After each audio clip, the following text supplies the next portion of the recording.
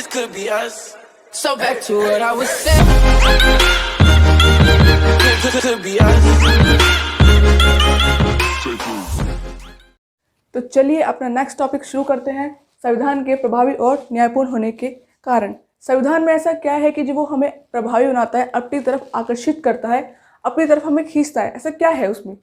सबसे पहली बात तो उसमें हमें मूल अधिकार दिए गए हैं, मूल कर्तव्य दिए गए। मूल अधिकार ऐसे अधिकार जिसमें हमें अपनी स्वतंत्रता, धर्मनिरपेक्षता, समानता, ये सब अधिकार, हमारी जो बेसिक ज़रूरतें होती हैं उसके अकॉर्डिंग हमें कुछ नियम दिए गए हैं, कुछ अधिकार दिए गए हैं। जैसे स्वतंत्रता, कहीं भी आने जाने की स्वतंत्रता, किसी भी धर्म को अपनाने की स्वतंत्रता, और कोई भी व्यवसाय करने की स्वतंत्रता, जैसे ये सब हमें अधिकार दिए गए हैं। साथ ही साथ हमें इसमें मूल कर्तव्य भी दिए गए हैं, जैसे राष्ट्र की सुरक्षा, राष्ट्रीय ध्वज का सम्मान करना, राष्ट्र की एकता को बनाए रखना। साथ ही साथ इसमें स्वतंत्र न्यायपालिका है, जिसमें बिना किसी भेदभाव के लोगों के साथ न्याय किया जाता है, बिना किसी धर्म को लेकर, बिना किसी ऊंच नीच को लेकर उसमें न्याय किया जाता है। ये हमें प्रभावी इन सब की वजह से बनाता है। लेकिन कुछ देशों में ऐसा भी होता है कि संविधान टूट जाते हैं, पर लेकिन सबसे सफल संविधान भारत, अमेरिका और दक्षिण अफ्रीका का है। जैसे कि कुछ संविधान टूट जाते हैं या उन पर नियमित रूप से वो लागू नहीं होते या नियमित रूप से वो नहीं चल पाते, जैसे कि नेपाल में कई बार संविधान टूट के फिर बन चुका है, जैसे 1948, 1951 ऐसे, और अब 2015 में भी उसका नया संविधान आया है। ये क्यों हुआ है? क्योंकि लोग उस पर सही रूप से चल नहीं रहे थे, उसको मान नहीं रहे थे। संविधान तभी बन सकता है जब सबका उस पर भरोसा हो, विश्वास हो, सभी वर्ग उस पर विश्वास करें।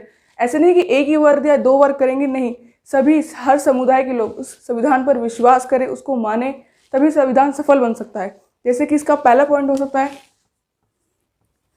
संविधान नियमित रूप से बने रहे।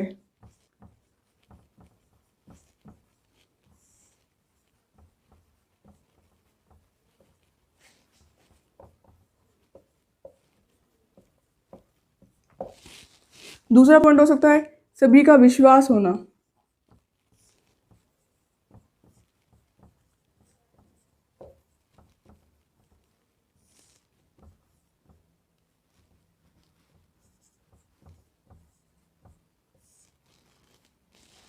ऐसे पॉइंट्स आप अपने आंसर में लिख सकते हैं। अब हमारा नेक्स्ट पॉइंट है संविधान के मौलिक प्रावधान। देखिए, एक सफल संविधान तभी बनाया जा सकता है जब उसमें प्रत्येक व्यक्ति और प्रत्येक वर्ग के लोग उसका सम्मान करें, उसके प्रावधानों को माने, और जितना उसमें जिसके हिसाब से कहा गया है उसके अकॉर्डिंग काम करे, बिना उस संविधान के प्रावधानों का उल्लंघन करे काम करे, तो एक सफल संविधान बनाया जा सकता है। दूसरी बात कि इसमें संविधान ने किसी को भी ज़्यादा सुविधाएं, कम सुविधाएं नहीं दी गई हैं, उसमें सबको एक समान माना गया है, एक बराबर सबको सुविधाएं दी गई हैं। साथ ही साथ अगर संविधान हमारे स्वतंत्रता, धर्मनिरपेक्षता, समानता जैसे हमारे जो मौलिक अधिकार है उनकी जितनी भी सुरक्षा करेगा, हमारा संविधान उतना ही मजबूत, उतना ही शक्तिशाली बनता रहेगा। इसके पॉइंट हम लिख सकते हैं, जैसे सफल संविधान तभी बन सकता है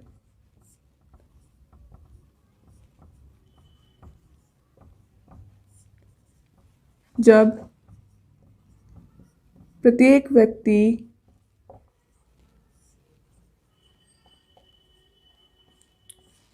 संविधान के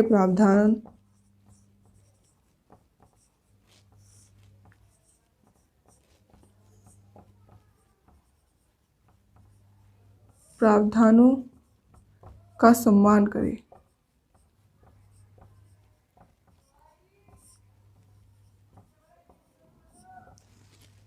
दूसरा पॉइंट, संविधान नागरिकों के मौलिक अधिकारों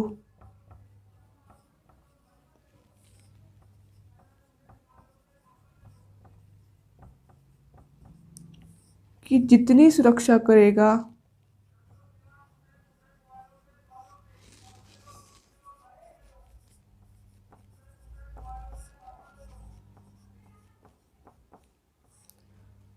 उतना संविधान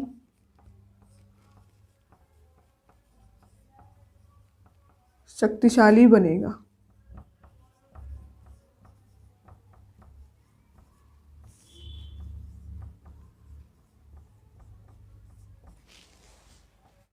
अब देखिए हमारा नेक्स्ट पॉइंट है संस्थाओं की संतुलित रूपरेखा।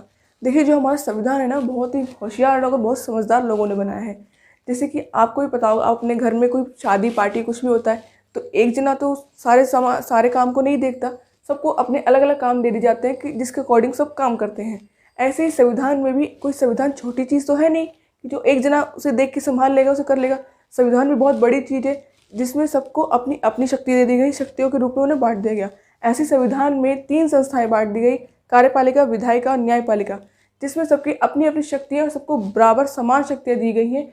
कोई भी किसी भी संविधान को, कोई भी संस्था किसी भी संविधान को नष्ट नहीं कर सकती। अगर किसी संस्था ने या मान लीजिए कार्यपालिका ने किसी संविधान को नष्ट करने की कोशिश करी तो दोनों जो बाकी संस्थाएं हैं, विधायिका और न्यायपालिका, ये दोनों संस्थाएं उस कार्यपालिका पर आक्रमण कर सकती है, उसको बोल सकती है कि आप ऐसा नहीं कर सकते।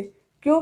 क्योंकि संविधान में सब उनको शक्तियाँ बराबर दी गई हैं। वो उन पर आक्रमण कर सकती है कि वो उस संविधान को नष्ट नहीं कर सकती, उस पर संशोधन कर सकती है, वो एक अलग बात है, लेकिन आप किसी संविधान को नष्ट नहीं कर सकते।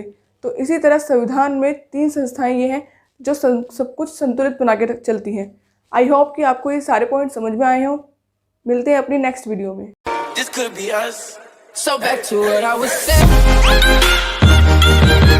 Could be us.